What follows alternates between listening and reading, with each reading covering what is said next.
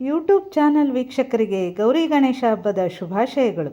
ಈಗಾಗಲೇ ಸಾಹಿತ್ಯದೊಂದಿಗೆ ನಿಮ್ಮ ಮುಂದೆ ಶ್ರೀ ಗಣೇಶನ ಸುಮಧುರ ಹಾಡು ನಮ್ಮ ಗುರು ಶಿಷ್ಯ ಭಜನಾ ಮಂಡಳಿಯ ಚಾನಲ್ನಲ್ಲಿ ನೀವು ಕೇಳಿರಬಹುದು.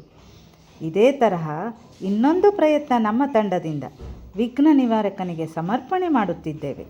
ಎಲ್ಲರೂ ಕೇಳಿ, ನಿಮ್ಮವರಿಗೂ ಕೇಳಿಸಿ.